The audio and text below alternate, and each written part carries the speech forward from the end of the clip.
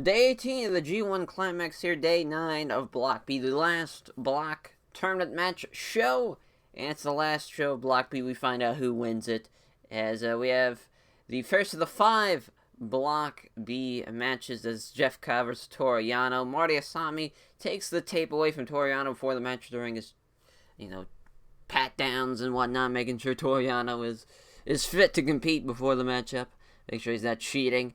As overhead belly-to-belly suplex from Jeff Cobb, side belly-to-belly suplex from Toru Yano, a standing moonsault by Jeff Cobb, that gets a 2 count. Jeff Cobb hits a super kick into the Tour of the Islands, and he gets the win. Cobb and Yano finish with 8 points each. Fun little match, as 1 out of 1 predictions-wise. Tomohiro Ishii versus Taichi, the next matchup. Taichi jumpstarts the match. Saito suplex on Ishii, Yakuza kick by Taichi that floors him. German suplex by Ishii. Both men trade strikes. Ishii with a lariat in the corner. Middle row superplex by Ishii. Twisting back suplex from Ishii. Sliding lariat by Ishii. Taichi with an axe bomber. Last ride powerbomb from Taichi. As Ishii kicks out of that. Taichi rips off his pants. Ishii floors Taichi with a headbutt right to the chest. Jesus Christ. There's a lariat from Ishii. Taichi kicks out. Soul butt followed by a head kick. Taichi drops Ishii on his head with a Saito suplex. Then Inzaguri, fighting spirit from Ishii, doesn't go to his feet, or doesn't go to the floor rather, stays on his feet. As twisting Saito suplex, Ishii kicks out, Black Mephisto, and Taichi wins. What a match. Taichi and Ishii both finish with 8 points. A lot of guys finishing with 8 points. You're really seeing the, it's going to go to where everybody's going to finish with 8. At least that's going to be like the bottom part. As, a lot of guys are, finishing with 8. That's just, that's really the theme. I think Archer's probably going to be the only guy with 6 points, and he had a hell of a G1, too, in those 6 points. So that's surprisingly, As, the next match, also 2 out of 2 predictions-wise, hell yeah, we're on a roll here. As Jon Moxley versus Juice Robinson, see if Juice can avenge his loss against Jon Moxley, as both men trade strikes. Moxley counters the gutbuster with a cross-leg, single-leg Boston Crab. Juice rips Moxley's earring out. That could have been very painful, as Cannonball in the corner from Juice. Top rope crossbody from Juice. Moxley rose through it. Slingshot plunge to the floor from Juice. Moxley throws Juice's legs into the ring post a couple of times. Goes to swing a chair onto the legs, but Juice gets out of the way, and he just hits the ring post. Cannonball off the apron from Juice. Top rope crossbody from Juice. An STF from Jon Moxley. Juice starts fading away. Moxley thinks he's won, as Juice actually just grabs the very bottom of Red Shoes' pants to hang on to make sure he doesn't go out for the count during the STF, as a running knee on the exposed knee from Moxley, followed by a crash landing suplex. Moxley then just starts biting Juice Robinson. Juice hits Pulp Friction, and he gets the win, avenging his loss against Jon Moxley. Juice finishes 8 points. There's no really surprise there. As, again, guy finishing with 8 points. Moxley with 10 points. As, I'm sure Goto and Juice will get future IWGP United States title matches now. As, 3 out of 3 predictions-wise, hey, listen. This might be a perfection night here. We might have a perfect night. As, it just comes down to really Shingo and Goto and Jay White Naito. As Shingo and Goto, the next match, shoulder block from Shingo. Goto doesn't move. Gives him a couple of forearm shots. Goto's still on his feet. Another shoulder block. Drops Goto this time, though. Standing senton from Shingo. Suplex from Goto. A high angle twisting back suplex from Goto. Sliding lariat from Shingo. Shingo hits a gory bomb. Goto kicks out of 2. Uragoshi from Goto. Shingo kicks out of 2. Chest kicks from Goto. Made in Japan. Goto kicks out of 2. Pumping bomber, Goto kicks out of 2, and holy fuck, another pumping bomber, and what a pumping bomber it was. He fucking murders him with it. I mean, one of the best lariats, I think, of the year. Unbelievable stuff. That, he fucking destroyed him with it. And, he kicks out of it somehow, and then last Falconry and Shingo Takagi wins. Holy shit, I still can't get over that second pumping bomber, as, it was perfect. Perfect lariat. Shingo finishes with 8 points. Goto finishes with 10. 4 to 4 predictions wise. If White beats Naito, I go 5 for 5 on the night. And we get to see now who wins the Block B, who takes on Kota Ibushi in the finals. Tetsuya Naito versus Jay White. White rams Naito into the barricade in the apron. Single leg dropkick from Naito. Rana followed up by a dropkick to the back from Naito. Flatliner German suplex combo from Jay White. Uranagi from Jay White. As Naito goes for the Gloria. White throws red shoes into Naito. Geto comes into the ring. As Naito just kicks him in the dick. It's just classic stuff. It's flying forearm from Naito. Gloria. White kicks out of 2. Huge Saito suplex from White. A Kiwi Crusher. Naito kicks out of 2. Jesus. Naito goes for a Poison Rana, and it just goes very badly. It looks like shit. He pretty much just spikes himself on his head. White doesn't do anything with it. It's a disaster. It's Destino from Naito. White kicks out of 2. Sleeper suplex. Naito kicks out. Bloody Sunday from Jay White. Oh, fuck. Shout out Prince Devitt as Blade Runner. And Jay White wins. White wins Block A. Naito fans, I'm very sorry. It's just, I don't know. At this point, if you're just a diehard Naito fan, I don't want to say lose faith, because I do think one day it's going to happen, but man, it's going to be a long time. Long time. It's Kota Ibushi vs. Jay White. It's set for the finals.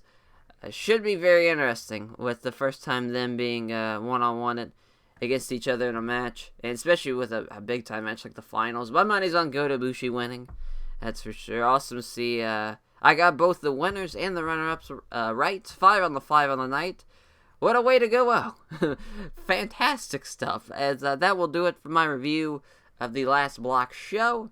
We come right back for the finals of the G1 Climax. Hope you guys enjoyed the G1 Climax, the 29 G1 Climax. As it's been pretty good stuff. Obviously some classic matches, as depending on who you talk to, what was the best match of the G1. For me, going in the finals, I think the best one was Sonata and Kazuchika Okada. The drama, the excitement, the crowd, Sonata winning for the first time over Okada, just in stopping Okada from going kind of undefeated. That's everything building up to it at that point.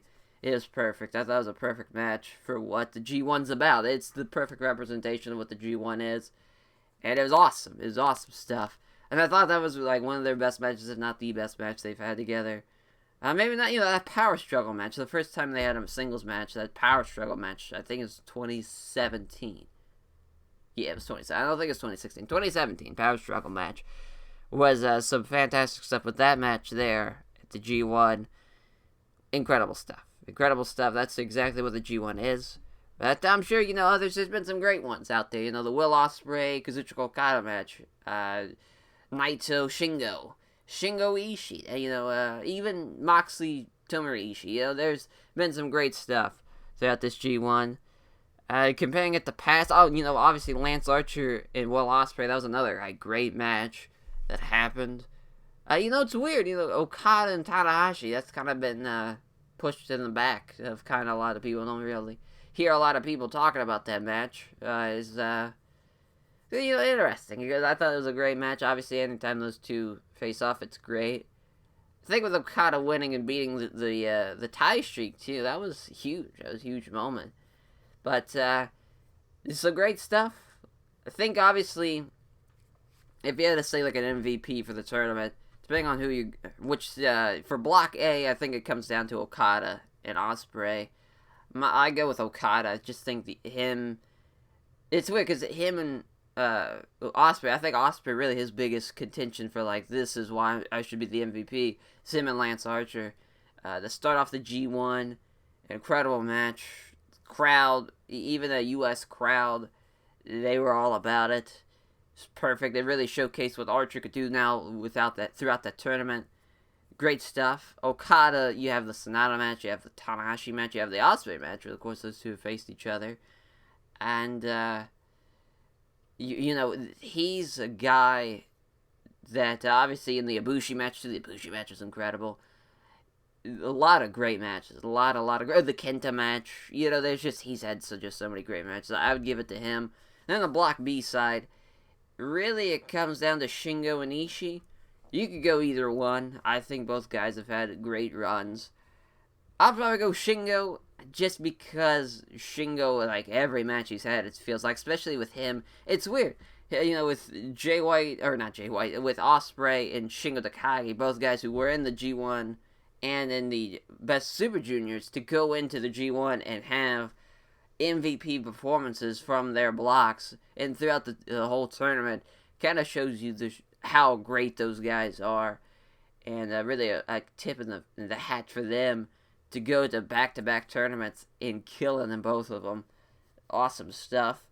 Definitely most improved, without a doubt, Lance Archer. Unbelievable stuff, how he could go from guy where it's just kind of like, oh, Lance Archer, really? Instead of like Minoru Suzuki, the guy who's actually the leader of Suzuki Gun, you're going to have fucking Lance Archer just because the first show's in Dallas? Like, come on. And he killed it. He absolutely killed it. He belonged in the G1. He had a great showing, had great matches. Definitely his stock has risen since before the G1 started. The worst performance, I'd say Fale, just because how he won with like small packages and just really not with what he should probably be winning matches with. If you're gonna have Fale in the G1, have him actually beat people, instead of just like when he beat Kenta with a small package. That just looked so weird. They were having such a good match, it just kind of fell apart. I'm trying to think for Block B, who would be a guy that could probably... It's probably either Cobb or Juice, maybe. Honestly, Cobb didn't have a great G1 for what he probably should have had, especially going into it as really a big debut for him. Just is tough for him. I think it was tough to really get his footing together and kind of get a style for him. He'd have some great matches. I think him and Naito, I think, was probably his best match he had. Juice, it was kind of like, I just feel like Juice, his style for a G1 just never really fits. He also had, him and Jay White, I think, was a good match.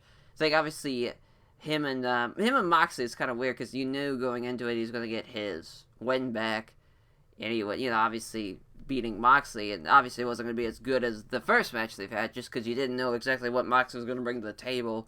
It was so different to what we've seen so far in New Japan this year, really throughout the past couple of years. Really was different, and that's what really put it over the top. But really, it just, as far as memorable matches and whatnot, just really Juice's matches didn't really pop up for me. But that, and all in all, it's an enjoyable G1. I think with all the debuts and stuff, and kind of going forward, I think you have a lot looking forward to. With also, Goto too, another guy. Goto had a solid G1. You don't really talk about Naito. It could have been better. I think he just lost to a lot of big-time players. That kind of really hurt him. And Jay White, obviously the story of him kind of starting off slow, but finishing off with winning the whole block, obviously. And Ibushi, too, same thing. He had a great G1. Starting off with him and Kenta. Kind of somewhat, they did a little too much, and it kind of got overshadowed by a lot of the rest of the card, that first show. And then they go on and pretty much win a whole lot. And the Okada match... The Tanahashi match was awesome, and it was just a great performance throughout.